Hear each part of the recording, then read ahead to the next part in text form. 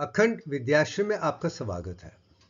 The first institute of impeccable vision, अखंडता का first प्रतीक विश्वविद्यालय, जहाँ पे हर चीज संपूर्णता से, अखंडता से पेश की जाएगी। आकाश शून्य, zero, the foundation of concept of zero कहाँ से शुरू हुआ था, हम इस विषय पे बात करेंगे। जितनी भी हमारी गणित विद्या है, अरिथमेटिक है, मैथमेटिक्स है, उसकी शुरुआत कैसे हुई थी और कहाँ तक हम पहुँचे हैं और किस तरीके से पहुँचे हैं, जिसका ज्ञान दुनिया में नहीं है। और जो ज्ञान दुनिया में आज लोग जानते हैं, समझते हैं, और हकीकत में क्या है, वो दो चीज़ें मैं दिखाने की कोशिश करूँगा। ये मेरा अपना अनुभव है, अपनी विचारधारा के आधार पे नहीं है। जो मैंने महसूस किया है, अपनी आंखों से देखा है, अपने जिस्म में देखा है, अंदर महसूस किया है और बाहर देखा है, और तर्क वितर्क करके उस विषय पर पहुंचा हूं जो हर तरीके से अखंड है, संपूर्ण है, मुकम्मल है।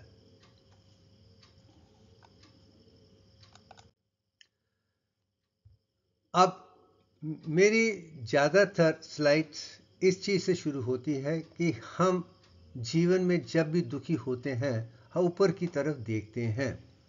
हम आकाश की तरफ क्यों देखते हैं, ब्रह्मांड की तरफ क्यों देखते हैं, महाब्रह्मांड की तरफ क्यों देखते हैं, हमारी आंखें सिर्फ ऊपर क्यों चली जाती हैं। ये बड़ा मेरा स्वाभाविक रहा है। मुझे तो दुनिया कोई तंग नहीं कर सकती है, मगर फिर भी कभी ऐसे मौके आ जाते हैं कि मैं कह रहा हूँ, दुनिया उसको पागलपन समझते हैं, जो गलत समझती हैं, तो मैं ऊपर वाले कह रहा, आपने मुझे सत्य बताया है, ये लोग तो उसमें समझ भी नहीं पाते हैं। और जहाँ तक कि हम जैसे लोगों को जो सत्यवादी हैं, संपूर्ण हैं, उन लोगों को क्यों दवाइयों में डाला जाता है, उन्हें क्यों पागल कहा जाता है, क्यों कहा जाता है, ये चीज़ भी मैं आज तक समझ नहीं पाया हूँ। मेजॉरिटी जो लोग पागल कहे जाते हैं, वो जीनियस हैं, उनकी सोच अच्छी है, मगर वो धैर्य को अपने वजूद पे, अपने दिमाग पे, अपनी कोशिश के, अपने ज्ञान विज्ञान प्रज्ञान से जो आगे बढ़ने की क्षमता, मुझे लगता है बहुत कम लोगों में है। नहीं तो कहीं ना कहीं दुनिया को खुश करते हुए, दुनिया को साथ चलते चलते हम अपनी खोज खोज देते हैं। मगर मुझे खुशी है, डॉक्टर होने के नाते मुझे पता है कि मुझे कोई तकलीफ नहीं है, मुझे मन में कोई तकलीफ नहीं है, कोई व्याधि नहीं है, कोई प्रॉब्लम नहीं है, कोई दुख नहीं है, कोई क्लेश नहीं है। और खुद ही डॉक्टर हूं, तो मुझे दूसरे डॉक्टर की प्रिस्क्रिप्शन लेने की ज़रूरत नहीं पड़ती थी। इसलिए मैं अपने आप को आसानी से बचा सका हूं, और किसी किस्म की ड्रग्स या कोई भी चीज़ जो कुदरत के लिए ठीक नहीं है, मैं उसे नकार पाया हूं, क्योंकि मुझे अपना इलाज खुद ही करना है और मुझे पता है कि मुझे कोई प्रॉब्लम नहीं है। जी, मेरा अनुभव है, दूसरे नहीं समझते हैं तो मैं उन्हें सिर्फ अज्ञानी कह सकता हूँ। तुम्हारा अनुभव नहीं है, सिर्फ समझ नहीं रहे हो। मेरा अनुभव है, मगर चलते चलते 70 साल में जिस दिशा तक मैं पहुँचा हूँ, शायद इसलिए है कि मेरा आत्मविश्वास, मेरा विज्ञान, मेरी आत्मा के साथ जुड़ जो सच्चाई थी, उसमें कोई भी मुझे कमी पेशी नज़र नहीं आई है। शायद इसके लिए ही मेरा एकेडमिक रिकॉर्ड है, रिसर्च रिकॉर्ड है, या लेखक का रिकॉर्ड है, जो दुनिया को मैं समझा रहा हूँ, उसमें किसी किस्म की कोई कमज़ोरी नहीं है। और मैं दूसरों की चीज़ों को नहीं प्रेजेंट कर रहा हूँ, मेरे अपने अनुभव को दुनिया की रोशनी से दे रहा हूँ जो सत्य पे है।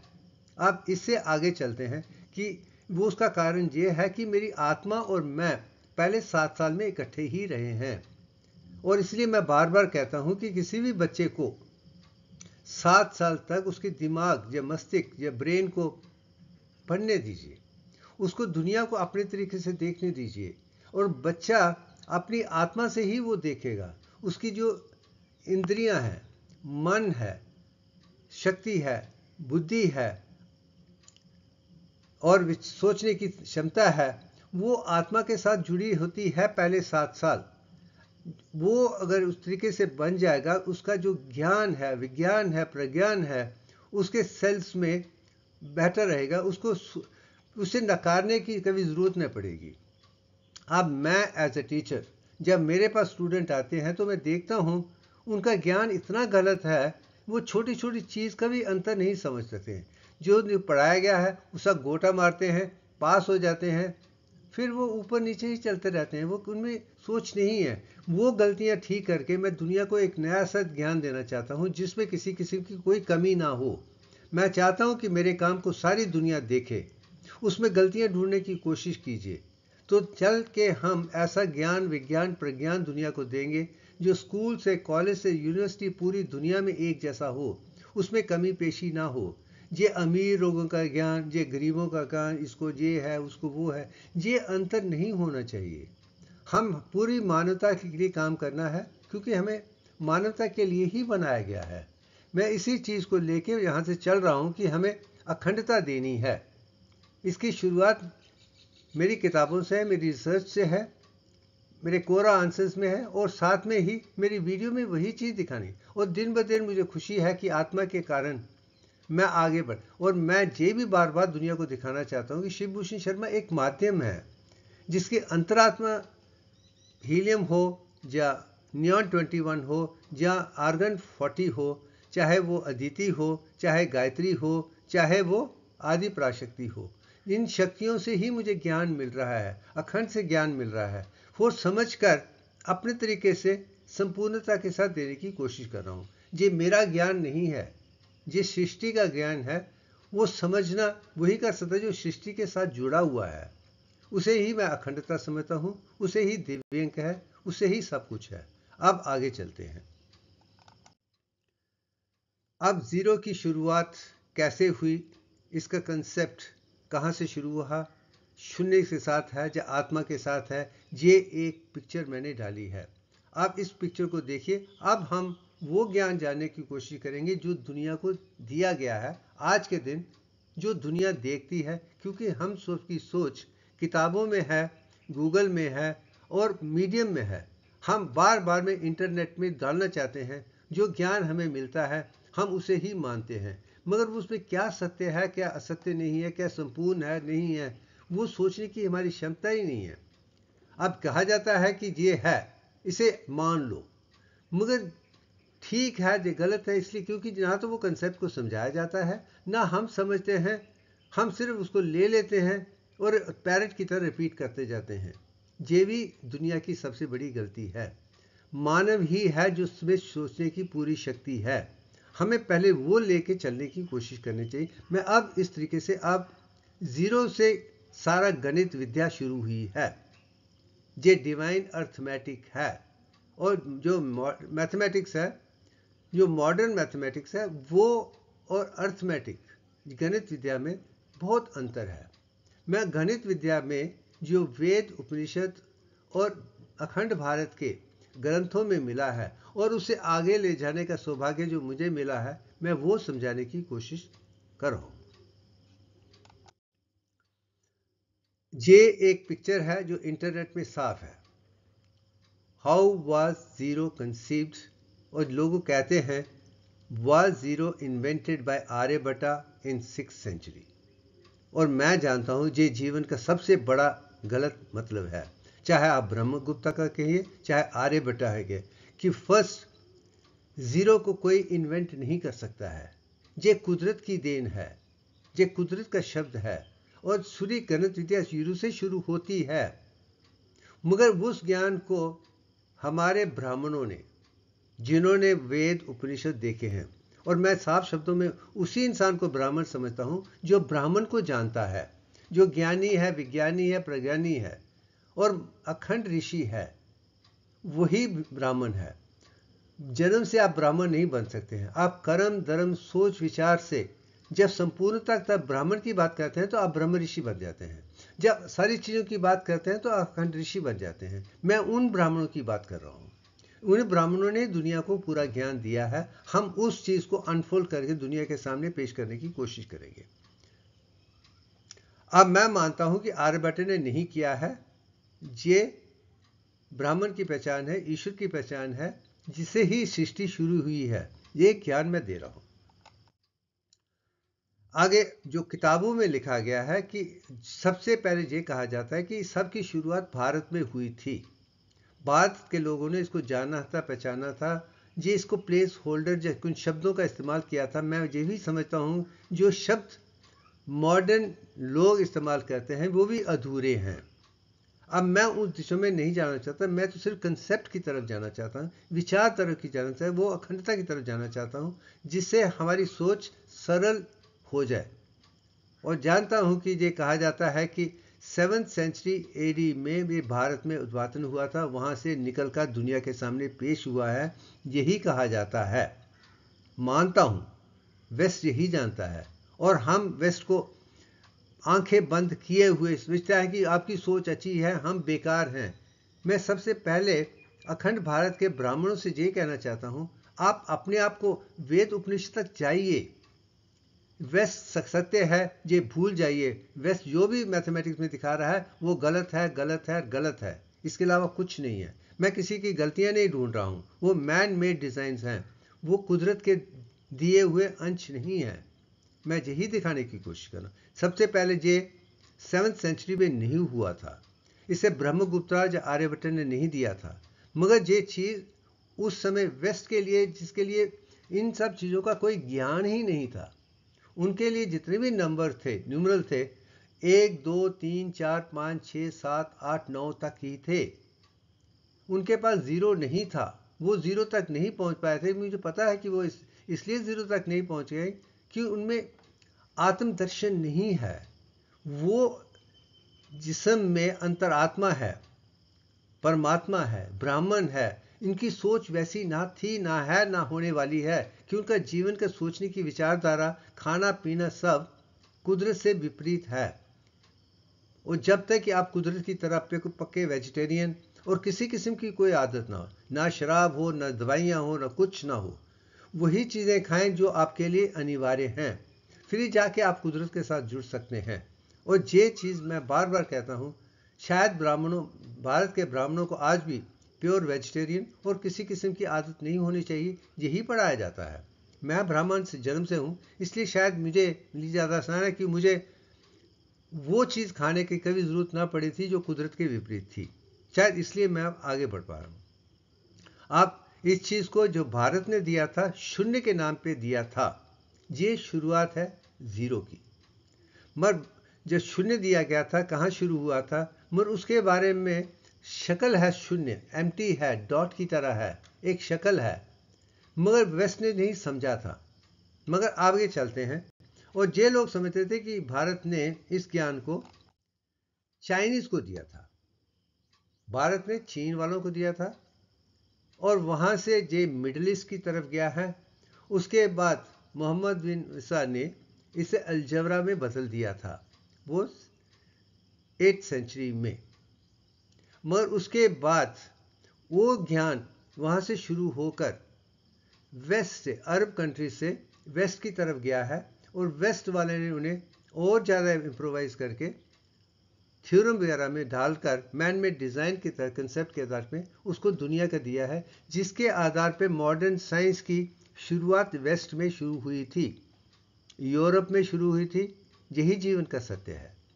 मगर उन्होंने जिससे शुरू की थी उसकी शुरुआत बहुत अच्छी है, मगर अफसोस के साथ मुझे कहना पड़ता है वो आज भी साइंस के नाम में सिर्फ एवोल्यूशन देख रहे हैं, पुराने काम में गलतियां ढूंढ रहे हैं और नई गलतियां ढांढ रहे हैं जो दूसरे आदमी उसको डिस करके और थोड़े इम्प्रूव करने की कोशिश करें, मगर उनकी सोच अच्छी है कि उनको अखंडता चाहिए, ये विचारधारा है, मगर वहाँ तक नहीं पहुँचे हैं, आज भी नहीं पहुँचे हैं। ये बड़ी अफसोस की बात है।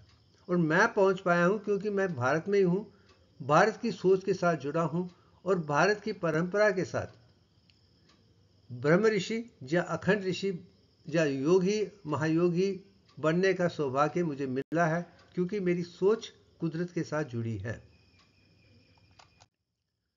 अब उसके बाद चलते हैं ज़ीरो जो कंटिन्यू।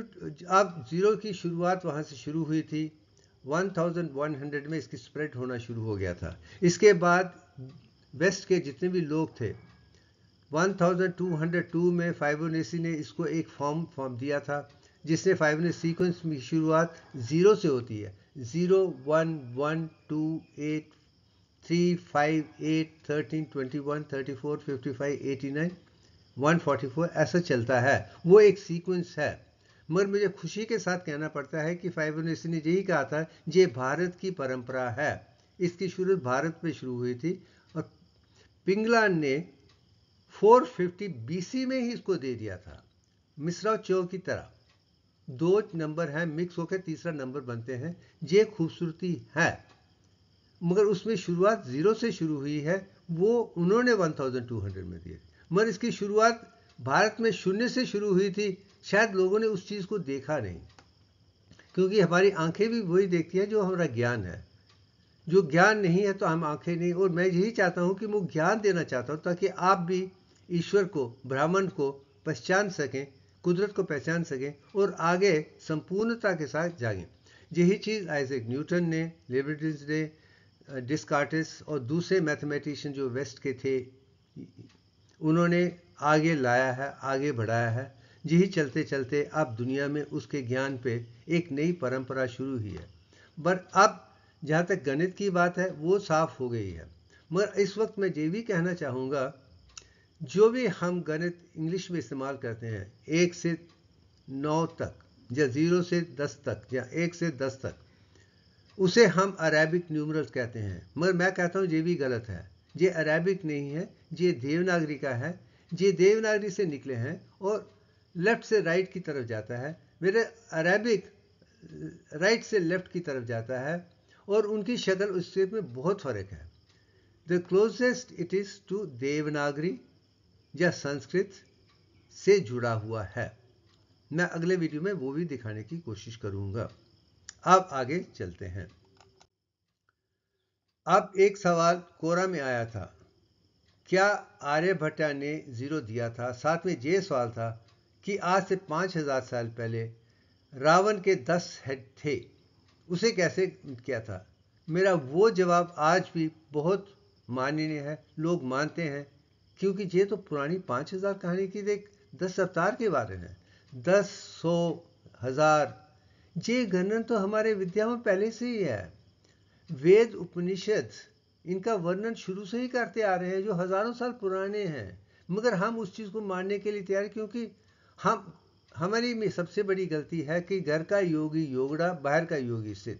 जो घर के आदमी है वो बेकार है, जो बाहर वाला वही सत्य है। यही भारत की सबसे बड़ी कमजोरी है कि हम वेस्ट को सत्य मानते हैं और अपने लोग जो सत्यवादी हैं उनको मानते नहीं हैं। अपने वेद उपनिषद को जानने की कोशिश भी नहीं करते हैं। यहाँ तक कि हम दुनिया में यही बता देते हैं कि वेद और उपनिषद एक इन्फेंसी सिविलाइजेशन की बैबलिंग बच्चा बोल रहा है, मगर उसके अंदर इतना ज्ञान है कि आज मॉडर्न साइंस उसके सामने कुछ भी नहीं है।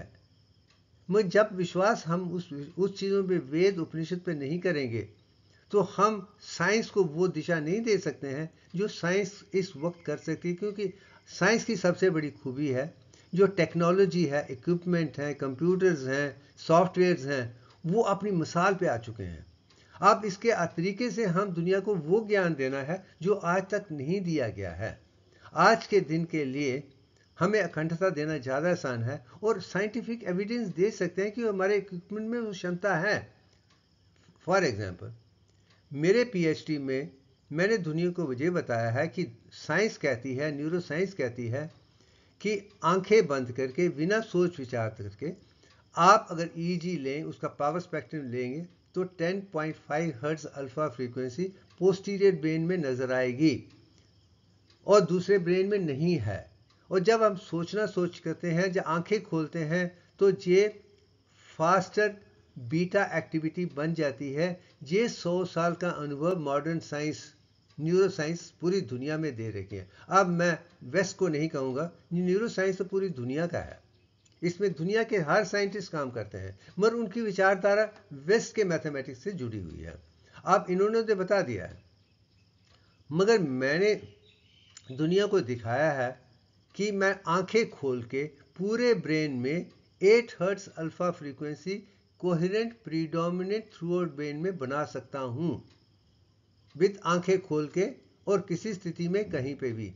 ये मैं इंसान, दुनिया का पहला इंसान है जो कर पाया हूँ। शायद इसलिए मैं आकाश कोश के साथ आसान जुड़ा हूँ। आकाश कोश की जो स्पेक्ट्रम है 7.83 to 8.73 है। वही शूमैन रेजोनेंस फील्ड की अंतर की विषय है। 3 फेजेस उसमें दिखाए गए। जो अंतर की फेज जो इनके साथ जुड़ी है उसमें 7.83 टू 8.73 के बीच में आपकी फ्रीक्वेंसी है। आप आकाश कोश से हैं, आपकी सारी इंफॉर्मेशन वो इंटरनेट से मिल सकती है जो आकाश कोश से है। और जो ब्रेन के जो 3 आउटर लेयर्स हैं उनका क्या काम है मॉडर्न साइंस जानती भी नहीं है, उनको पता भी नहीं है इसका काम क्या है। और मैं जानता हूँ वो 3 एंटेने ऐसे हैं, अगर आपका ब्रेन 8 हर्ट्ज थ्रू ब्रेन में है तो आपका दिमाग एक रिसीविंग सेंटर बन जाता है, ब्रेन CPU।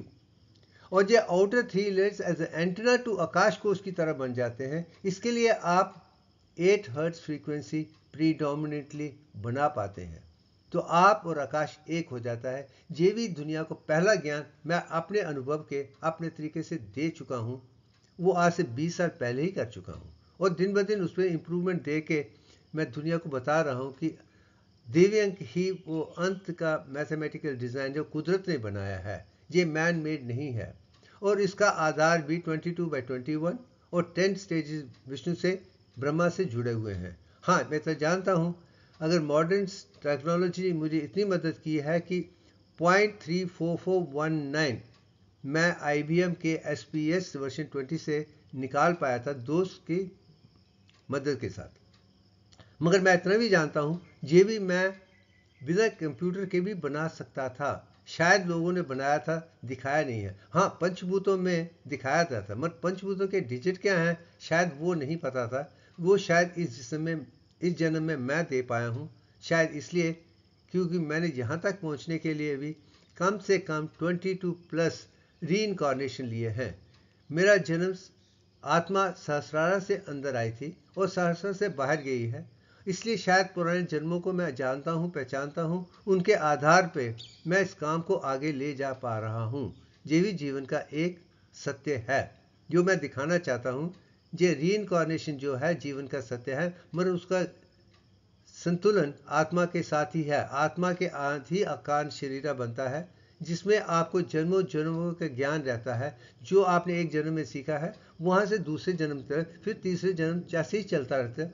मगर वो आकाश कोश में भी है, आपकी अंतरात्मा भी है। ये जीवन का सत्य है, मैं बताने की कोशिश करूँ। अब जहाँ तक ये दुनिया के ज्ञान है, यहाँ से ही एक नई शुरुआत शुरू हुई थी। अब इसके आधार पे मैं एक नए तरीके से वीडियो को दिखाने की कोशिश करूँगा।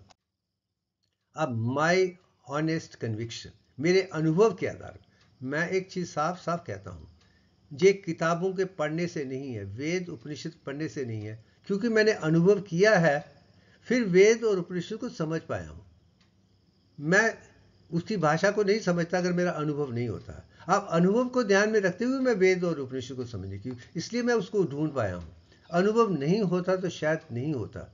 और जहाँ पे मैं दिखाना चाहता हूँ, इत्तेफाक की बात है कि पहले 40 साल में मैंने मैथ्स, फिजिक्स, केमिस्ट्री और मेडिकल साइंसेस के उस पूरी दुनिया के ज्ञान को समझ लिया था, जान लिया था, जिसमें किसी किस्म की कोई त्रुटि नहीं थी।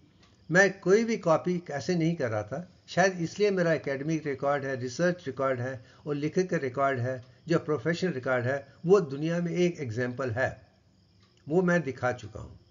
अब उसके आधार पे जब मेरा अनुभव हुआ था तो मैं अंतरात्मा को अंदर देख पाया था, चक्रों को पहचान किया। उसके बाद मैंने देखा है कि ये 7 चक्र नहीं है, 10.344 हैं।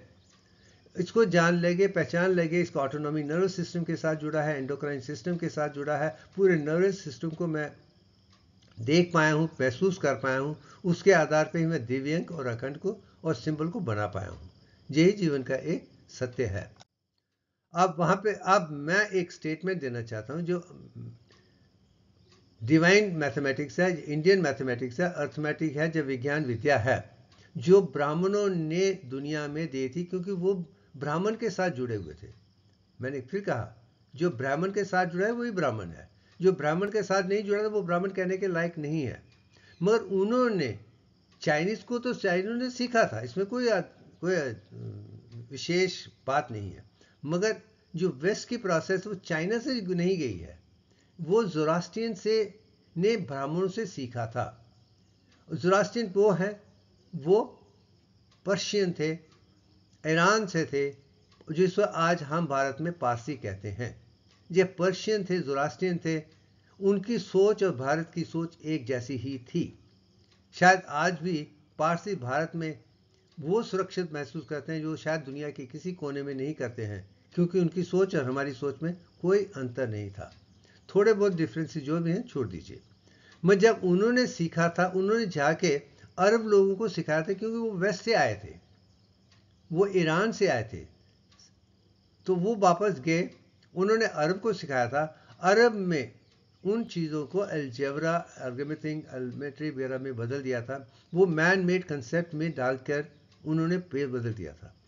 मगर अरब ने उस चीज़ को कैलकुलस वगैरह दूसरी तरीके से पढ़ने से पहले वेस्ट को दिया था, और वेस्ट वालों ने उन्हें कैलकुलेटर की तरफ से दूसरे नए मैन मेड फार्मूला की तरफ से समझने की कोशिश की थी। ये भी उनका बड़ा अनमोल ज्ञान भी है और कंट्रीब्यूशन है, इसमें कोई दो राय नहीं है।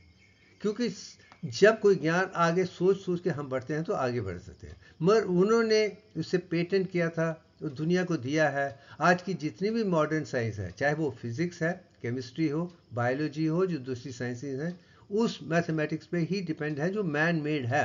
मैं यही बार बार कहना चाहता हूँ कि वो मैन मेड कंसेप्ट हैं, वो कुदरत की देन नहीं है, उसमें अखंडता नहीं है। इसलिए जितने नोबल लॉरियट्स भी हैं, पिताजी नोबल प्राइज़ लेते हैं, बेटा कहता है कि मेरे पिताजी ने जो किया था गलत किया था, और बेटे को नोबेल प्राइज़ मिल जाता है। आइंस्टाइन को नोबेल प्राइज़ मिलता है, 100 ईयर्स लेटर 3 लोग आते हैं, उसको कहते हैं वो गलत है, ये है। ये जो परंपरा है, वहाँ पे कोई सत्य नहीं बोल रहा है, वो सत्य की खोज की तरफ है। बस जीवन का सत्य यही है। मगर जब खोज की तरफ है तो लेट्स एक्सेप्ट कि उनकी खोज है, वो पहुँचे नहीं है, मगर हमें पहुँचना है, ताकि नया ज्ञान अखंडता के साथ, संपूर्णता के साथ, जिससे किसी किस्म की कोई कमजोरी ना हो, मुझे हमें दुनिया के सामने पेश करना है। अब मैं ये कहना चाहता हूँ कि सारांश देता हूँ, सनातन धर्म ने सृष्टि के निर्माण से पहले क्या था। ऋग्वेद के 10वें न्यास में कहा गया था कि वो अंधकार था, तमस था, इनर्शिया था, डार्कनेस था। ये जीवन का सत्य है। उसे कहीं ना कहीं हमने शून्य के साथ जुड़ा हुआ है। मगर जो 7 जो श्लोक हैं, शायद उसे दुनिया ने नहीं समझा है कि इसमें तमस का भी इस्तेमाल किया है। तमस में जो भी चीज़ थी वो काम नहीं करती थी। ये सत्य और असत्य की लड़ाई नहीं है, वो जो भी है वो डार्क है, अंधकार है, और तमस है, उसमें इनर्शिया है। उन शब्दों को उस तरीके से नहीं देखा गया है जो हकीकत में ऋग्वेद में हैं, और मैं जानता हूं उसमें ही ज्ञान छुपा हुआ था। अब आगे चलते हैं।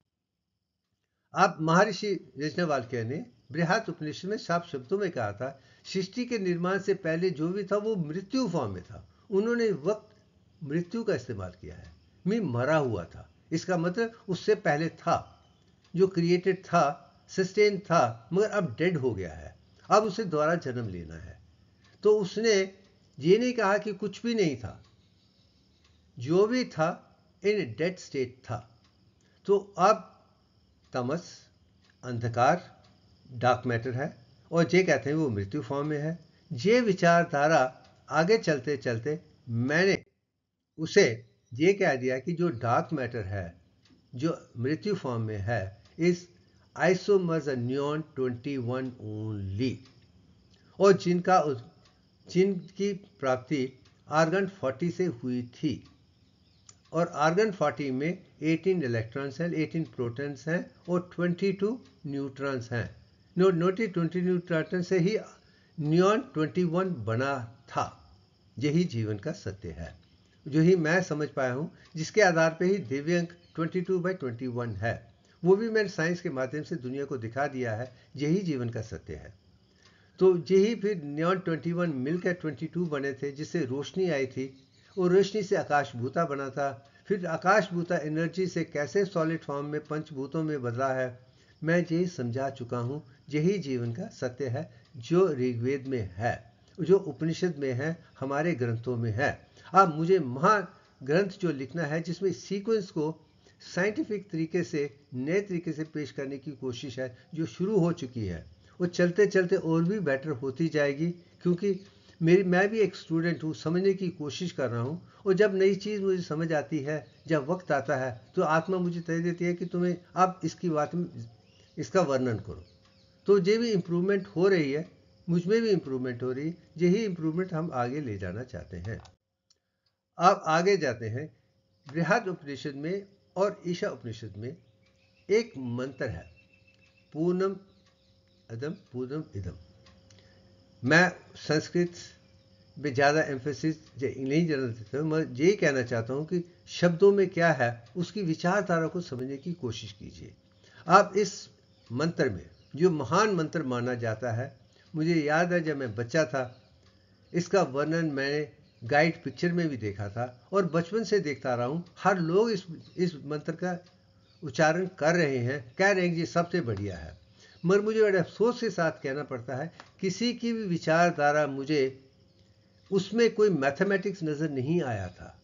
यही है कि जो भी है वो सत्य है, संपूर्ण है, और सत्य से सत्य को निकालो तो भी सत्य रहता है। विचारधारा अच्छी है, मगर उसके अंदर क्या मैथमेटिक्स है मुझे आज तक समझ नहीं आया था, मगर अभी समझ आता है कि इसके बीच में ही शून्य का वर्णन है। आप अगर देखें, एक को एक से डिवाइड करें एक तक आ जाता है, सारे नंबरों को उस नंबर से करेंगे एक तक आ जाता है। मगर एक चीज़ है, अगर ज़ीरो को ज़ीरो से डिवाइड करेंगे तो आपको एक नंबर नहीं मिलेगा, वो ज़ीरो बन जाता है। वही शून्य है, वही अनंत है, वही इन्फिनिटी है। यही शुरुआत यहाँ से शुरू हुई थी। अब इसी चीज़ को मैं अलग तरीके से आपके सामने पेश करने की कोशिश करूँगा। अब देखिए, मैंने 3 सर्कल बनाए, वो आइसो नियॉन 21 के ही हैं। ये दिखाने की कोशिश कर रहा हूँ कि इसमें अगर ये जो शब्द हैं जिस तरीके से हैं वो सर्कल हैं, अगर सर्कल से सर्कल निकाल देंगे तो ये सर्कल ही रहता है। यही ज्ञान इस मंत्र में, ईशा उपनिषद में भी है और बृहद उपनिषद में भी है, कि शुरुआत ही शून्य से है। अगर शून्य से शून्य निकालेंगे भी शून्य ही रहेगा, ये किसी और नंबर के साथ नहीं हो सकता है। तो यही दिखा दे कि जो गणित विद्या है वो शून्य से शुरू हुई है। तो शुरुआत 1 2 3 से 9 तक नहीं है, शून्य से ही 1 आया है, फिर 2 3 आए हैं। आप यही मैं दुनिया को देखें, शून्य से ही आया है पूरा गणित विद्या, और वो इसी तरीके से है। आप जीरो से निकालते हैं, ये कैसे करते हैं, डिवाइड करते हैं, ये करते हैं, ये सारे ज्ञान आपको खुद ब खुद आगे चलते चलते नजर आ जाएंगे। अब बृहद उपनिषद में महर्षि याज्ञवल्क्य ने यही कहा है कि असत्य से सत्य की तरफ जाना है, इनर्शिया से ज्योति की तरफ जाना है, और मृत्यु से मृत्यु, और इसमें मैंने कहा कि डिसइंटीग्रेशन, हमें इंटीग्रेशन की तरफ जाना है। खंडो माँ अखंड गवे, ये मेरा 4th एडिशन है जिसमें मेरी सोच में अखंडता उभर के आ रही है। अब आगे चलते हैं। अब मैं जानता हूं जब हम शून्य की बात कर रहे हैं तो हम आत्मा की बात कर रहे हैं, और आत्मा को ना कोई काट सकता है, ना जाट सकता है, ना कुछ कर सकता है। ये हमारी परिभाषा हमें बचपन से दिखाई गई कि इंसान की आत्मा है जिसे ना कोई काट सकता है, ना जला सकता है, ना ये कर सकता है, ना वो कर सकता है, वो अमर है, हमेशा ही है। और हमें अफसोस के साथ कहना पड़ता है, हमें सिर्फ आत्मा को जानना है और जिस्म को छोड़ देना है। मैं आज भी दुनिया को बताना चाहता हूँ, जब तक कि हमारा मानव जिस्म, तंत्र विद्या, एनाटॉमी, फिजियोलॉजी, बायोकेमिस्ट्री संपूर्ण ना हो, हम हर तरीके से सुरक्षित ना हो, और कोई बीमारी ना, कोई सोच ना हो, तभी हम अंतरात्मा को पहचान सकते हैं। उसके बिना अगर अंतरात्मा को देने की कोशिश करेंगे तो आप बीमार हो जाएंगे, आप कुछ नहीं पा पाएंगे। तो अंतरात्मा को के लिए जिस्म का अच्छा होना बहुत ज़रूरी है। अगर अंतरात्मा सुरक्षित है, जिस्म सुरक्षित है, तो ही हम अनुभव कर पाएंगे। यही मैंने अनुभव किया है, क्योंकि मेरे लिए जिस्म की सुरक्षित स्वास्थ्य बहुत अनिवार्य है। मैं कभी भी बीमार नहीं होना चाहता हूँ, मुझे कोई भी कमज़ोरी नहीं होनी चाहिए। यही जीवन का सत्य है, इसलिए मैं वही खाता हूँ जो मेरे लिए ज़रूरी है। आयुर्वेद को इसलिए मानता हूँ, जितनी ज़रूरत है उतना खाओ, उससे पहले बंद कर दो। वही चीज़ खाओ जिसकी ज़रूरत है, छोटी क्वांटिटी में खाओ, ज़्यादा चीज़ें खाइए जो जिस्म के लिए ज़रूरी हैं। पूरे सिस्टम को समझ लीजिए, उसके लिए जितनी भी ज़रूरतें हैं वो सारी ज़रूरतें आप दीजिए, क्योंकि बॉडी एक केमिकल फैक्ट्री है। वो जब पदार्थ ही अच्छे होंगे तो प्रोडक्ट अच्छा होगा। अगर उसे खाना ही बराबर नहीं है तो क्या बना पाएगी? हम कहीं ना कहीं वहाँ रुक जाते हैं।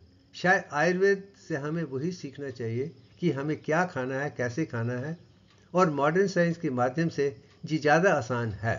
यही एक जीवन का सत्य है जो मैं दिखाने की कोशिश कर रहा हूँ। वो नोबल एलिमेंट्स हैं। अंतरात्मा हीलियम 4 है। जो ब्रह्मांड की आत्मा है वो नियॉन 21 है। जो महाब्रह्मांड की है वो आर्गन 40 है। ये मैं दिखा चुका हूँ। अब ये तीनों शक्ति जो भी हैं वो शून्य की तरह हैं। वही अंतरात्मा है, वही जीरो है, उसी शक्ल ऐसी ही है। यही जीवन का सबसे बड़ा है। मगर एक ऐसा मंत्र है जिसे आज तक मैंने देखा है कि मैं बचपन से सुन रहा हूं, तत्त्वमसि, और सब लोग मुझे यही कहते हैं कि मैं ईश्वर की तरह हूं। मगर मुझे तत्त्वमसि, मैं ईश्वर की तरह हूं, नजर नहीं आता है। मगर अहम ब्रह्मास्मि में देखता हूं। मगर तत्त्वमसि का मतलब मुझे लगा तत्व मीन जो डिवाइन नेचर है वो, और कुदरत की हर चीजें एक जैसी हैं। यानी कि ब्रह्मांड और पिंडांड दोनों एक जैसे हैं। हम कुदरत की एक उदाहरण हैं। जो यूनिवर्स है वो मैक्रोकॉस्मिक है और जो हम हैं वो माइक्रोकॉस्मिक है। ये विचारधारा इसमें है। मगर इसके साथ में वो ज्ञान क्या है, वो दिव्यांग है। शायद मैं इसके बातें से समझ पाया हूँ। और दिव्यांग से सारी चीज़ें बनी हैं, चाहे वो ब्रह्मांड हो या पिंडांड हो। ये जीवन का सत्य मैं दुनिया को दिखाना चाहता हूँ। जब तक आप इस लेवल तक नहीं पहुँचते हैं, अपने आप को रोकिए मत। आपको आगे जाना है, जानना है, पहचानना है, आगे बढ़ना है। अब नसीब मेरे इसमें देखा कि क्या था, मैं इसका वर्णन पहले कर चुका हूँ, अब दोबारा कर रहा हूँ। इसमें अंधकार, अंधेरा, तमस का इस्तेमाल है कि वो था, मगर क्या था शायद नहीं था। अब मैं इसको ज़्यादा खींचना नहीं चाहता हूँ। यही है, तमस है, अंधकार है, यही है।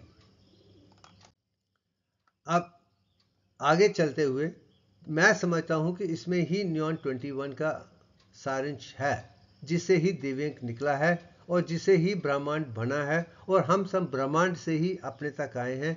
यही मैं समझाने की कोशिश कर रहा हूं। अब हम बृहद उपनिषद पे वापस आ जाते हैं। महर्षि यज्ञवल्क्य की है। उन्होंने इस मंत्र में साफ कहा है कि जो भी था वो मृत्यु फॉर्म में है। मैं दोबारा दिखा रहा हूँ, मृत्यु फॉर्म में है, तो वही नियॉन 21 है। और इसी चीज़ को मैं दिखाने की कोशिश कर रहा हूँ कि अगर नियॉन 21 को अगर आप सर्किट स्ट्रक्चर देखें, वो राउंड है, उसकी सारी कंसंट्रेशन न्यूक्लियस के साथ जुड़ी है। तो रोशनी अंदर है, बाहर नहीं है। जब तक कि नियॉन 21 हो या हीलियम हो या आर्गन हो, जब तक उसे चार्ज नहीं किया जाता है, वो सिंबल भी अधूरे रहते हैं, काले रहते हैं। मगर चार्ज करने के बाद उसमें आपको नियॉन लाइट की रोशनी नजर आएगी। वो चार्जिंग के बाद है। उसे ही हम बिग बैंग के माध्यम से या कोलिशन की बात से कहते हैं। ये मैं समझा चुका हूँ। और वही जो नियॉन 21 है, गायत्री की पिक्चर में नजर आता है कि इसमें 10 हाथ हैं, मीन्स 10 इलेक्ट्रॉन्स हैं, 10 प्रोटॉन्स हैं और 11 न्यूट्रॉन्स हैं।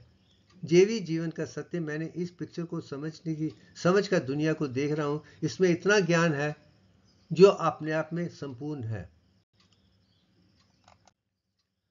अब इसमें क्या हुआ था, क्रिएशन से पहले आत्मा है, फिर आत्मा जुड़कर एक नई आत्मा बनी थी नियॉन 22 से। उसमें रोशनी थी। फिर वो 10 भुजा से करते हुए आज के जो भी ऑर्गन्स हैं उसी से निकले हुए हैं। ये भी जीवन का सत्य मैं बता चुका हूँ। एक साइंटिफिक लैंग्वेज में बताने की कोशिश कर रहा हूँ। Isomer neon 21 plus isomer neon 21 से रोशनी निकलती है। फिर वो समय के साथ नियॉन 20 हो जाता है और बाकी चीज़ें उसमें से आके हीलियम हाइड्रोजन तक आ जाती हैं।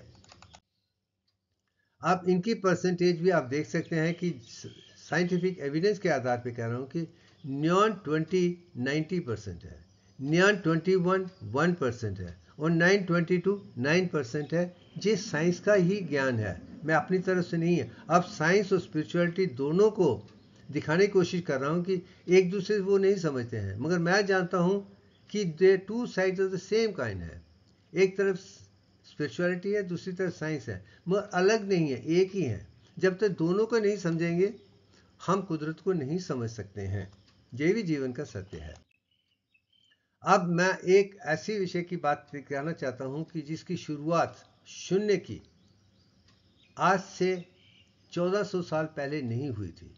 इसका वर्णन इस पिक्चर से दिखाता हूं कि जो राम जन्मभूमि भूमि निकली थी तो एक सिंबल आया था, उसका वर्णन किया गया था कि सीयर्स कहते हैं कि ये प्रूव करता है कि यहाँ पे मंदिर था, दूसरी कोई चीज़ नहीं थी। मगर जो सवाल उठता था ये आता था कि इसके जो अंदर हैं 13 पेटल्स हैं, लोटस पेटल्स हैं, और बाहर 29 हैं।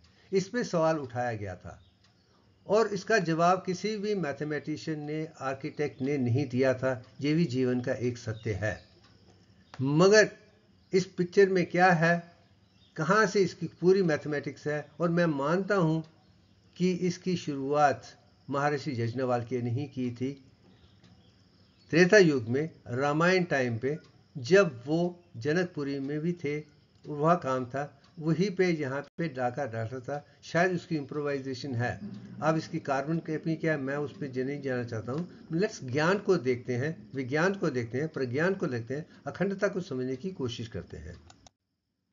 आप इस पिक्चर को देखिए, जैसे मैंने कहा था सवाल है कि कैसे, और उसका जवाब आसानी से दिया गया जा सकता था, क्योंकि महर्षि यज्ञवल्क्य ने स्थापना ब्राह्मणा का इस्तेमाल करके रोप से ही ये बनाने की कोशिश की थी, क्योंकि वो यजुर्वेद को बृहद उपनिषद में सारी सोचने विचार करने की और संख्या यज्ञ करने की सारी विधियां जाती थी। जो मैथमेटिकल डिज़ाइन थे, आर्किटेक्ट वहीं से शुरू हुआ था। पाई का काम उन्होंने शुरू किया था, मैथमेटिक्स का काम उन्होंने किया, क्योंकि उसका काम ही वही काम है कि पूजा पाठ कैसे करनी है, वो यंत्र कैसे बने हैं, यंत्र मंत्र कैसे बनने हैं। वो शुरुआत आज से 5,000 पहले, या तो मैं कहूँगा जो शुरू से ही ऋग्वेद भी तो यही कह रहे हैं, यजुर्वेद भी तो यही कह रहे हैं।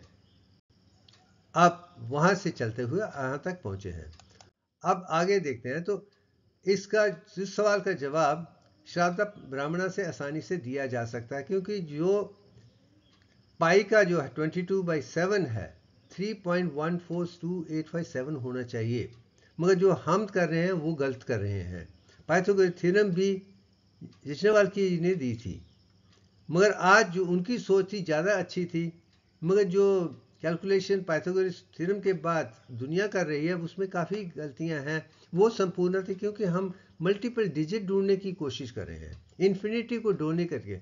और मैं जानता हूं कि कुदरत की हर चीज़ लिमिटेड है। अगर दिव्यांग की है 1.618034 तक ही है, उसके आगे पीछे जाने की कोई ज़रूरत नहीं है। इसमें संपूर्णता है, वो भी मैं दिखा चुका हूँ, अगले में और भी आसानी से दिखाने वाला हूँ। ये जो जीवन का सत्य है वो तब से था, उसके आधार पे ही उस सवाल का जवाब दिया जा सकता था। आप इसमें देखिए, इसके जो अंतर में जो सेंटर में है वो एक जीरो है, शून्य है। ये लोग भूल गए हैं, क्योंकि इसमें ही शून्य का आधार है। ये आज से 5,000 पहले की पिक्चर है, मैं आज की बात नहीं कर रहा हूँ, पुरानी है। मगर बीच का जो शुरुआत है वो जीरो है, वो शून्य है, उससे ही सृष्टि का निर्माण हुआ है। ये उसमें साफ शब्दों में लिखा गया है। और मेरा आईक्यू बहुत हाई था, तो मुझे लगा था कि मैं pattern mathematical pattern, geometrical pattern देख सकता हूँ, इसलिए मेरा आईक्यू हाई है। मगर आज लगता है अगर आप मैथमेटिकली इंक्लाइंड हैं तो ही कुदरत को पढ़ सकते हैं, नहीं तो आप कभी नहीं पढ़ सके हैं। मैंने जिसे देखा था तो मुझे पहले वो शून्य ही बीच में नजर आया था, वही जीरो है, वहीं शुरू हुआ था, वहीं शुरुआत हुई थी। और दूसरे उसके बाद अगर साथ में देखें, 7 और बिंदु हैं। ये भी दिखाने की कोशिश कर रहा हूँ कि हर चीज़ जो हिस्से हैं वो, उसको अगर आप नीचे देखेंगे उसके 7 हिस्से हैं। भूमि है, 7 हिस्से हैं, अताल टू पताल। अंतरिक्ष के भी 7 हैं, हेवन भी 7 हैं, दिन भी 7 हैं, यही, और रोशनी के जो 7 अंश ही हैं ये, और सूर्य भगवान के भी 7 हाथी हैं। ये 7 का वर्णन वो डिवाइन मैथमेटिक्स है, मैं दिखा चुका हूँ, वही चीज़ नजर आती है। आप जब तक उसे नहीं समझेंगे तो आगे नहीं बढ़ेंगे। मगर उसके बाद आगे चलते हैं। मैंने कहा एक 7 में जुड़ा हुआ है, ये खूबी है। अब आगे जाते हैं कि जो 13 है वो 13 एज सच नहीं है, उसने 13 को ढालने की कोशिश नहीं किया है, मगर उसने एक विचारधारा दी है जो 1 से शुरू हुआ है, 7 से है। इसमें 13 जो है वो 5 और 8 है, और 5 और 8 का कॉम्बिनेशन जो है वो द्विवेंक रेशो समझ लीजिए यही है। तो द्विवेंक रेशो अंदर है 5 और 8 के बीच में। वही फाइबोनाची सीक्वेंस भी दिखाने की कोशिश कर रहे हैं।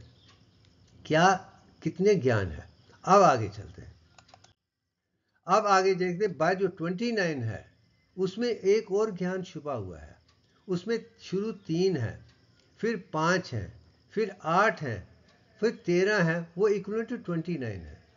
अगर जो सूर्य का जो पहला है वो सूर्य भगवान है, तो ये जो 29 है हकीकत में मून है, चंद्र है, क्योंकि चंद्र की जो गति है 29.5 डेज की है।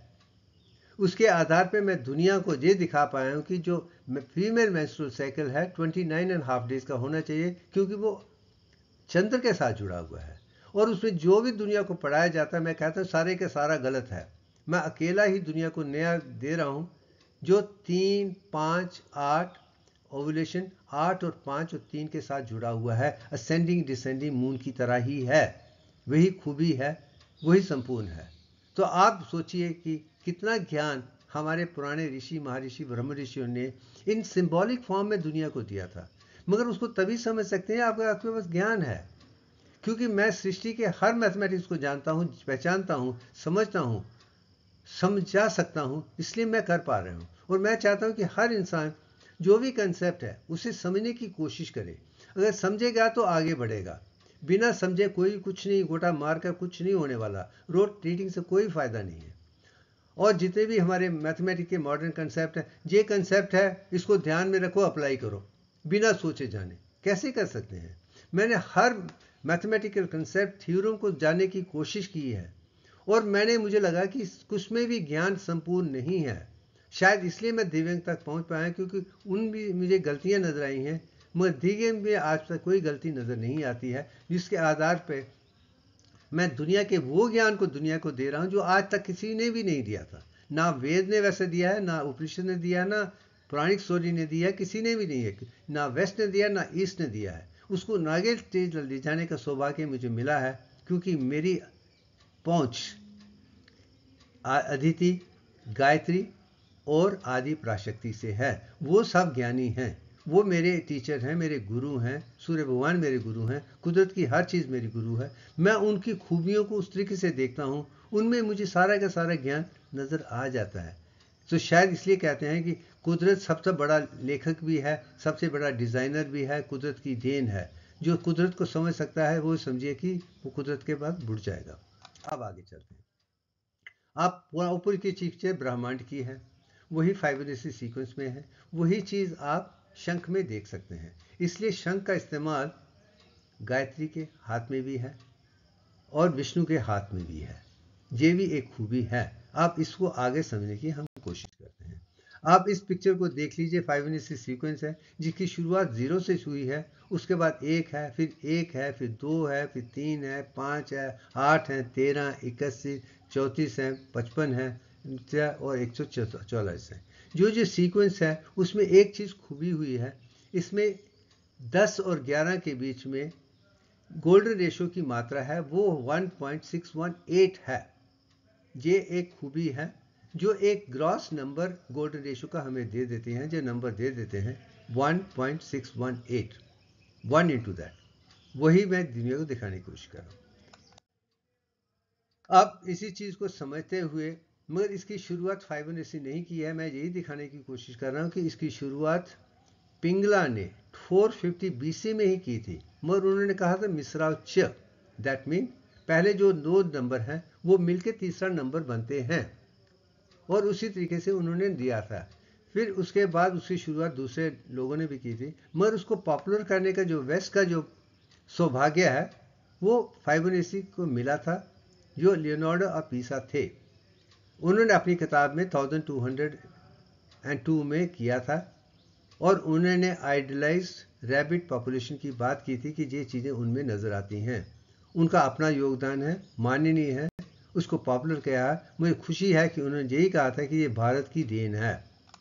अब इस चीज़ को बताने के लिए मैं उनकी किताब से हिस्सा दिखा रहा हूँ कि ये भारत की देन है, ये उनकी नहीं है। और इसमें फाइवनेसिस जो पिंगला है उसका वर्णन आज भी इतिहास में है कि पिंगला ने मिश्राचो कब दिया था। तो अब पिक्चर को हम बदल रहे हैं। अब चलते हैं कि गोल्डन रेशियो में ऊपर 1.61 सिंपल है, मगर जो नीचा मैथमेटिकल डिज़ाइन वेस्ट ने दिया था 1 plus square root of 5 divided by 2 से आधार पे जो नंबर उभर के आता है 1.6180339887 जो आगे चलता है वो इन्फिनिट नंबर है, which is confusing, misleading and misassociation, not necessary. 1.61 too simple है, ये टू कॉम्प्लिकेटेड है, दोनों गलत हैं। जो सत्य है वो दिव्यांक है 1.618034, उसमें कोई गलती नहीं है। हम उसके अगले वीडियो में उसके बारे में जिक्र करेंगे, वर्णन करेंगे, एक्सप्लेन करेंगे। अब इसमें मैं दिखा रहा हूं जो 1.618 है, जब 1 पॉइंट नंबर है वो रेशो नहीं है, वो एक नंबर है, जैसे दिव्यांक की तरह नंबर है। 1.6180 एक नंबर है, मगर असली जो रेशो है 38.196% और 61.8034% है। अगर आप सेकंड पोर्शन को स्क्वायर मल्टीप्लाई सेम करेंगे तो जो पहले का 100 टाइम की वैल्यू हो जाती है। ये जीवन का वो सत्य है जो किसी और रेशो में नज़र नहीं आएगा। जब दोनों को ऐड करते हैं तो परफेक्ट 100 बन जाते हैं, कोई फ़र्क नहीं है। और जहाँ तक कि इन्फिनिटी का अनंत नंबर है वो 61.8034 ही है, ये भी मैं दिखा चुका हूँ और आगे आगे चलते और भी आसानी से समझाने की कोशिश करूँगा। वही चीज़ पेंटागन में, इस पिक्चर में भी दिव्यांक सीक्वेंस छुपा हुआ है, वो भी मैं आगे बता चुका हूँ। शायद चलते चलते और भी खूबसूरती से हम इसे डिस्क्राइब करेंगे कि यही ज्ञान हमारे लिए ज़रूरी है।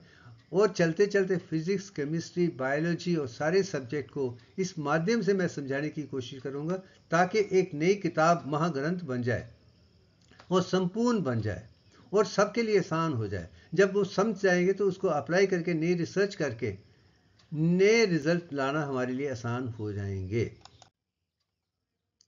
और जहाँ तक कि मैं 1.6180 तक कैसे पहुँचा था, इसका वर्णन भी स्थापना ब्राह्मणा के आधार पे जो महर्षि यज्ञवल्क्य ने 5000 पहले दिया था, उसके आधार पे मैंने कैलकुलेट करके दिया है। पाइथागोरियन उनकी कंसेप्ट है कि 100 इंटू 161.8034 इसकी कैलकुलेशन आसानी से की जा सकती थी, मगर किसी ने नहीं की। मुझे अफसोस लगता है कि हमने स्थापना ब्राह्मणा का जो इतना बड़ा ज्ञान महर्षि यज्ञवल्क्य हमें देके गए हैं, हमने उसका इस्तेमाल करना ही बंद कर दिया है। हम क्यों उनको भूल कर वेस्ट को समझने की कोशिश कर रहे थे, मुझे आज तक समझ नहीं आती है। मैं भी तो ब्राह्मण हूँ, भारत का हूँ, मगर मेरी सोच वेस्ट के साथ नहीं है, मेरी सोच अखंड भारत के साथ है। शायद इसलिए मेरी जो नियत है, मुझे सच्चाई तक जाना है, तो वो सच्चाई मुझे वेद उपनिषद की उन खूबियों तक लेके आ गई हैं जो आज तक शायद किसी ने नहीं की थी। ये एक पहला उदाहरण है। अब दूसरा चलते हैं और एक जो पिक्चर आप फाइवनेसी सीक्वेंस की देखते हैं, उसी पिक्चर को देखते हुए मैंने बताया है, अगर आप 100 on 100 से शुरू करते हैं और 61.83 से कम करते जाते हैं, 10 स्टेजेस प्लस लिटिल बिट में आप अंत तक आ जाते हैं। ये भी दिखाते थे there 10 stages of re involution कहिए या डेवलपमेंट कहिए या ग्रोथ कहिए या 10 अवतार कहिए। इसमें मैं 10 स्टेजेस को समझ पाया हूँ। ये भी एक आसानी से कर सकते थे, मगर इस तरीके से अगर 61.8034 से करते तो ज़्यादा संपूर्ण होता, जो पहले किसी ने नहीं किया था। अब आते हैं, अब मैंने जो 22/21 का कंसेप्ट है उसके आधार पे देखने की कोशिश की। इस एंगल से देखूँ तो कैसे होगा। इस मेरे खुशी के साथ कहना पड़ता है कि इसमें मैंने देखा है 22/21 को 10 स्टेजेस प्लस 3441 से ही वो संपूर्णता आती है जो 1 इंटू 1618034 है। और मैं जानता हूँ ये भी आसानी से पहले किया जा सकता है। ये सिंपल अर्थमेटिक है, सिर्फ ज्ञान गणित विद्या है जो पुरानी भारतीय है। इसका कैलकुलेशन जो कोई संबंध नहीं, मगर कैलकुलेट के आधार पे भी आप इसको आसानी से कैलकुलेट कर सकते हैं। ये ही मैं दिखाने की कोशिश कर रहा हूँ। अब यहाँ तक कि 22/21 टू द पावर आ है, मगर 0.344 कैसे था, मैं ये दिखाने की कोशिश कर रहा हूँ कि आप शिव जी के 5 सर हैं, पंचभूतास हैं, गायत्री में भी 5 हैं। मैं 5 की क्या नंबर है वो नहीं पता था। मुझे पता है कि 5 होने चाहिए, मगर ढूंढने के लिए 1.618034 तो मेरे पास नंबर आ गया है। 22/21 भी है, पावर ऑफ 10 भी है, मगर उसके बाद जो डिजिट है उसे ढूंढने के लिए हमने IBM के SPS वर्जन 21 को लेकर मेरे दोस्त प्रोफेसर गोविंद राजू के मदद के साथ बैठ के 2 दिन में हमने वो नंबर ढूंढ के निकाले थे जो 0.34419 है।